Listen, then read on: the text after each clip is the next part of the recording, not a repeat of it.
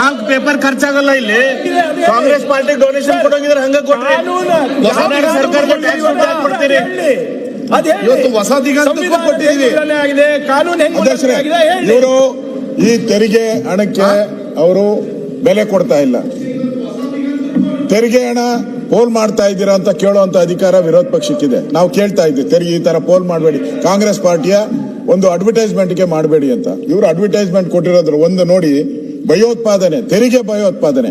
ಒಂದು ಸರ್ಕಾರಕ್ಕೆ ಗೌರವ ಇದ್ರೆ ಈ ತರ ಭಯೋತ್ಪಾದನೆ, ತೆರಿಗೆ ಹಿಂಗೆಲ್ಲ ಹೇಳ್ತಾರೆ ಯಾರಾದ್ರೂ? ಒಂದು ಸರ್ಕಾರ ಅಡ್ವರ್ಟೈಸ್ಮೆಂಟ್ ಕೊಟ್ಟಿರೋದು ಭಯೋತ್ಪಾದನೆ, ಕೇಂದ್ರ ಸರ್ಕಾರದ ವಿರುದ್ಧವಾದಂತ ಭಯೋತ್ಪಾದನೆ. ಅದೇ ಯಾರನ ಕೇಂದ್ರ ಸರ್ಕಾರದ ರಾಜ್ಯ ಸರ್ಕಾರಕ್ಕೆ ಈ ತರ ಅಡ್ವರ್ಟೈಸ್ಮೆಂಟ್ ಸುಮ್ಮನೆ ಇರ್ತಾರ? ನಮ್ಮಿಂದ ಕೇಂದ್ರ ಸರ್ಕಾರ ನಡೀತಾ ಇದೆ ಅಂತ, ಇವರಿಂದ ಏನ್ ನಡೀತಾ ಇಲ್ಲ, ಇವರಿಂದ ಏನ್ ನಡೀತಾ ಇಲ್ಲ, ರಾಜ್ಯದ ಜನರಿಂದ ನಡೀತಾ ಇರೋದು. ರಾಜ್ಯದಿಂದ ಅಧ್ಯಕ್ಷರೇ ಒಂದೇ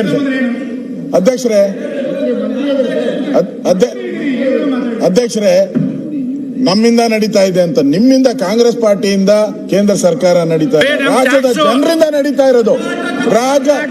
ಕರ್ನಾಟಕದ ಜನತೆ ನಿಮ್ಮಿಂದ ಅಲ್ಲ, ಕರ್ನಾಟಕದ ಜನತೆ ನಿಮ್ಮಿಂದ ಏನಲ್ಲ. ಅದರಿಂದ ಈ ತರ ಅಡ್ವರ್ಟೈಸ್ಮೆಂಟ್ ಕೊಟ್ಟಿರೋದು ತಪ್ಪು. ಇದು ಭಯೋತ್ಪಾದನೆ ಅನ್ನೋ ಹೆಸರನ್ನ ಇಲ್ಲಿ ಉಲ್ಲೇಖ ಮಾಡಿ ಒಂದು ಸರ್ಕಾರ ಕೇಂದ್ರ ಸರ್ಕಾರದ ಜೊತೆ ಜಗಳ ತೆಗೆದು ಕಾಲಕ್ಕೆ ಜಗಳ ತೆಗೆದು ಮಾಡಿದೆ. ಇದು ಕೇಂದ್ರ ರಾಜ್ಯದ ಸಂಬಂಧವನ್ನು ಹಾಳು ಮಾಡುವಂತದಕ್ಕೆ ಹೊರಟಿದ್ದಾರೆ ಇವರು. ಇದು ಇವರಿಗೆ ಶೋಭೆ ತರ್ತಕ್ಕಂತಲ್ಲ. ಇದನ್ನ ಕೂಡಲೇ ವಾಪಸ್ ತಗೊಳಲ್ಲ ಅಂತ ಹೇಳಿದ್ದಾರೆ. ಇದನ್ನ ಖಂಡಿಸಿ ನಾವು ವಾಕೌಟ್ ಮಾಡ್ತಾ ಇದ್ದೀವಿ ಅಧ್ಯಕ್ಷ.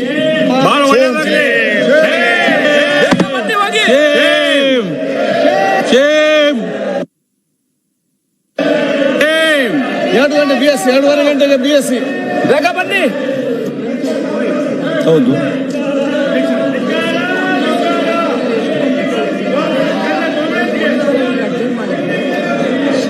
ಸೇಮ್ 2:30 BSc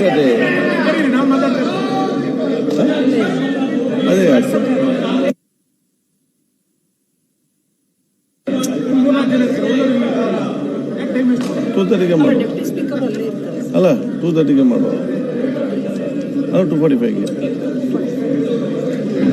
ಸದನವನ್ನು. ಅಧ್ಯಕ್ಷರೇ, ಒಂದು ನಿಮಿಷ. ವಿರೋಧ ಪಕ್ಷದ ನಾಯಕರು ಭಯೋತ್ಪಾದನೆ ಬಗ್ಗೆ ಮಾತನಾಡಿದ್ರು. ಸರ್, ಸಚಿವರು ಉತ್ತರ ಬಗ್ಗಿಲಿ ಬಿಜೆಪಿ ಕೇಳೋದು ಬೇಡ, ಹೊರಗೋಲಿ ಅವರು ಮಾತಾಡಿ. ಮಾನ್ಯ ಅಧ್ಯಕ್ಷರೇ, ವಿರೋಧ ಪಕ್ಷ ನಾಯಕರು ಭಯೋತ್ಪಾದನೆ ಬಗ್ಗೆ ನಾವು ಭಯೋತ್ಪಾದನೆ ಅಂದಿಲ್ಲ, ತೆರಿಗೆ ಭಯೋತ್ಪಾದನೆ. ಅಧ್ಯಕ್ಷರೇ, ಒಬ್ಬ ಕನ್ನಡಿಗ 100 ರೂಪಾಯಿ ಇವಾಗ ಕೊಟ್ರೆ ಕೇಂದ್ರ ಸರ್ಕಾರಕ್ಕೆ ತೆರಿಗೆ ಆಗಿ ಬರೋದು 13 ರೂಪಾಯಿ ಅಧ್ಯಕ್ಷರೇ. ಅದೇ ತೆರಿಗೆ ಒಬ್ಬ ಉತ್ತರ ಪ್ರದೇಶದವ್ರು ಕೊಟ್ರೆ ಅವರಿಗೆ ದುಪ್ಪಟ್ಟು ಹೋಗುತ್ತೆ. ಮಧ್ಯಪ್ರದೇಶ, ಬಿಹಾರು 3 ಪಟ್ಟು ಹೋಗುತ್ತೆ. ಅಂದ್ರೆ 100 ರೂಪಾಯಿ ಕೊಟ್ರೆ 278, 88, 300 ಹೋಗುತ್ತೆ. ನಮ್ಗೆ 13.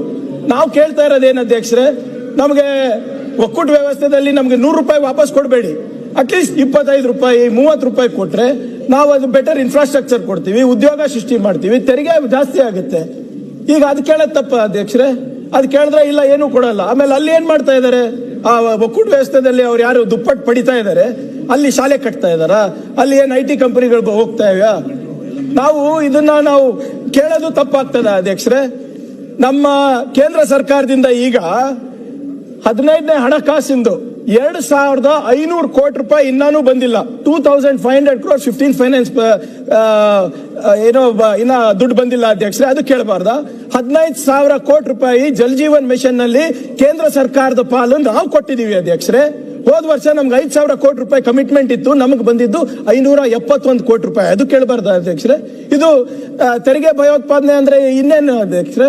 ನಮಗ್ ಬರುವಂತ ಬಂಡವಾಳ, ನಮ್ಗೆ ಬರ್ಬೇಕಾಗಿರುವಂತ ಇನ್ವೆಸ್ಟ್ಮೆಂಟ್ಸ್ ಕೇಂದ್ರ ಸರ್ಕಾರಕ್ಕೆ ಸಬ್ಸಿಡಿಗೆ ಇನ್ಸೆಂಟಿವ್ಸ್ ಹೋದ್ರೆ ಇಲ್ಲ, ನೀವು ಬರೇ ಗುಜರಾತಿಗೆ ಹೋಗ್ಬೇಕು, ಮಹಾರಾಷ್ಟ್ರಕ್ಕೆ ಹೋಗ್ಬೇಕು, ಉತ್ತರ ಪ್ರದೇಶಿಗೆ ಹೋಗ್ಬೇಕು, ಅಸ್ಸಾಮಿಗೆ ಹೋಗ್ಬೇಕು ಅಂದ್ರೆ ಅದು ಭಯೋತ್ಪಾದನೆ ಅಲ್ವಾ ಅಧ್ಯಕ್ಷರೇ? ಈಗ IT ಇನ್ಕಮ್ ಟ್ಯಾಕ್ಸ್ ನಲ್ಲಿ ನಾವು ನಂಬರ್ 1 ಇದೀವಿ, ಫಾರಿನ್ ಇನ್ವೆಸ್ಟ್ಮೆಂಟ್ಸ್ ನಲ್ಲಿ ನಂಬರ್ 1 ಇದೀವಿ. IT ಎಕ್ಸ್ಪೋರ್ಟ್ಸ್ ಅಲ್ಲಿ ಅಧ್ಯಕ್ಷರೇ this year I will cross 5.5 lakh crores. 1 ರೂಪಾಯಿ ನಮ್ಗೆ ಬರೋದಿಲ್ಲ. ಆಸ್ತಿ ತೆರಿಗೆನಲ್ಲಿ ನಂಬರ್ 1 ಇದೀವಿ. ನಾವು ಏನಾದ್ರೂ ಹೆಚ್ಚು ಕೇಳಿದ್ರೆ ತಪ್ಪೇನಿದೆ? ನಾವೇನ್ ಎಲ್ಲಾನು ಕೇಳ್ತಾ ಇಲ್ಲಲ್ಲ, ಅದಕ್ಕೆ ನಾವು ತೆರಿಗೆ ಭಯೋತ್ಪಾದನೆ ಅಂತ ಹಾಕಿದೀವಿ. ಏನ್ ಕನ್ನಡಿಗರ ಪಾಲ್ ಕೇಳೋದು ತಪ್ಪಾಯ್ತಾ? ಅವರಿಗೆ ನಿಜವಾಗ್ಲೂ ಕನ್ನಡಿಗರ ಬಗ್ಗೆ, ಕರ್ನಾಟಕದ ಬಗ್ಗೆ ಏನಾದ್ರೂ ಕಾಳಜಿ ಇದ್ರೆ ನಮ್ಮ ಜೊತೆ ಕೈ ಜೋಡಿಸ್ತಾರೆ. ಅಲ್ಲಿ ಹೋಗಿ ಡೆಲ್ಲಿನಲ್ಲಿ ಇಷ್ಟೆಲ್ಲ ಹೇಳ್ತಾರಲ್ಲ, ಮೋದಿ ಅವ್ರು ಗುಣಗಾನ ಹಾಡ್ತಾರಲ್ಲ, ಸರ್ ನಮ್ಮ ರಾಜ್ಯಕ್ಕೆ ಅನ್ಯಾಯ ಆಗ್ತಾ ಇದೆ, ನಮ್ಮ ಜನರಿಗೆ ಅನ್ಯಾಯ ಆಗ್ತಾ ಇದೆ, ನೀವು ನಮ್ಗೆ ನ್ಯಾಯ ಕೊಡಿಸ್ಬೇಕು ಅಂತ ಹೇಳ್ತಾರೆ. ಹೋದ ಬಾರಿ ಇಡೀ ಕ್ಯಾಬಿನೆಟ್ ಎಲ್ಲ MLAಗಳು ಡೆಲ್ಲಿಗೆ ಹೋಗ್ಬೇಕಾಗಿತ್ತು ಅಧ್ಯಕ್ಷರೇ. ಪ್ರತಿಭಟನೆ ಇತಿಹಾಸದಲ್ಲಿ ಮೊದಲೇ ಬಾರಿ all MLAs protested in front of Delhi. ಏನಕ್ಕೆ ಅಧ್ಯಕ್ಷರೇ?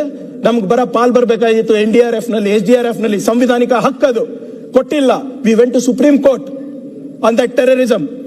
ಅವಾಗ ನಮ್ಗೆ ಸಿಗ್ತಾ, ಅದನ್ನು ದುಡ್ಡಿನ ಬಂದಿಲ್ಲ ಅಧ್ಯಕ್ಷರೇ. ಇದಕ್ಕೆ ತೆರಿಗೆ ಭಯೋತ್ಪಾದನೆ ಅಂದಿಲ್ಲ ಅಂದ್ರೆ ಇನ್ನೇನ್ ಹೇಳ್ಬೇಕು ಅಧ್ಯಕ್ಷರೇ? ಸೊ ದಯವಿಟ್ಟು ನಾನು ಮನವಿ ಮಾಡ್ಕೊತಾ ಇದ್ದೀನಿ, ಈ ಬಿಲ್ ಏನಿದೆ VB ಗ್ರಾಮ್ಜಿ ಚರ್ಚೆ ಮಾಡ್ಲಿ. ಕಾರ್ಮಿಕರ ವಿರುದ್ಧ ಇದೆ, ಪಂಚಾಯತ್ ವಿಕೇಂದ್ರೀಕರಣ ವಿರುದ್ಧ ಇದೆ, ಸಂವಿಧಾನದ ವಿರುದ್ಧ ಇದೆ, ಕರ್ನಾಟಕದ ಪ್ರಗತಿಗೆ ವಿರುದ್ಧವಾಗಿದೆ. ಅವರು ದಯವಿಟ್ಟು ಅದನ್ನ ಅರ್ಥ ಮಾಡ್ಕೊಂಡು ಚರ್ಚೆಗೆ ಬರ್ಬೇಕು ಹೊರತು ಹಿಂಗೆ ಅವರು ಕೇಶವ್ ಕೃಪಾಗೆ ಮತ್ತೆ ನಿಮ್ಮ ಕೇಂದ್ರ ಸರ್ಕಾರಕ್ಕೆ ಮನವೊಲಿಸಲಿಕ್ಕೆ ಹಿಂಗೆ ಕನ್ನಡಿಗರಿಗೆ ಅನ್ಯಾಯ ಮಾಡಬಾರ್ದು ಇವರು.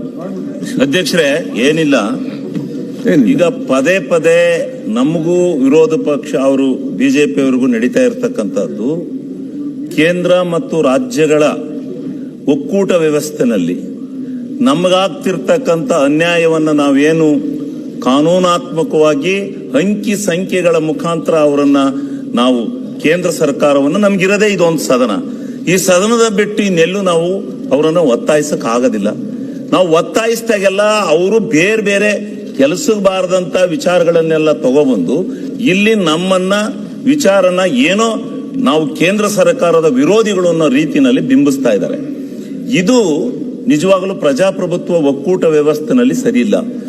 ಈಗ ನಮ್ಮ ಸರ್ಕಾರದಲ್ಲಿ ದುಡ್ಡಿಲ್ಲ ಅಂತ ಹೇಳುವಂತ ಆ ಬಿಜೆಪಿ ನಮ್ಮ ಶಾಸಕ ಮಿತ್ರರು ಇವತ್ತು ಕೇಂದ್ರ ಸರ್ಕಾರದಿಂದ ನಮ್ಮ ರಾಜ್ಯ ಸರ್ಕಾರಕ್ಕೆ ಬರಬೇಕಾಗಿರ್ತಕ್ಕಂಥ ಕಾನೂನಾತ್ಮಕವಾದಂತ ಹಣ ಏನು 15ನೇ ಹಣಕಾಸು ಆಯೋಗವನ್ನ ರಚನೆ ಮಾಡಿದ್ದೆ ಯಾಕೆ?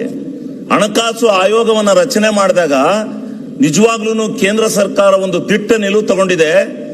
ಯಾವ ರಾಜ್ಯಕ್ಕೆ ಹಣಕಾಸಿನಲ್ಲಿ ಅನ್ಯಾಯ ಆಗುತ್ತೆ, ಕೊರತೆ ಉಂಟಾಗುತ್ತೆ ಮತ್ತು ಕಾನೂನಾತ್ಮಕವಾದ ತೊಡಕಾಗುತ್ತೆ ಅಂತ ಸಂದರ್ಭದಲ್ಲಿ ಆ ಅದನ್ನ ಬಗೆಹರಿಸ್ತಕ್ಕಂಥ ನಿಟ್ಟಿನಿಂದ ಆ body is an autonomous body, constitutional body.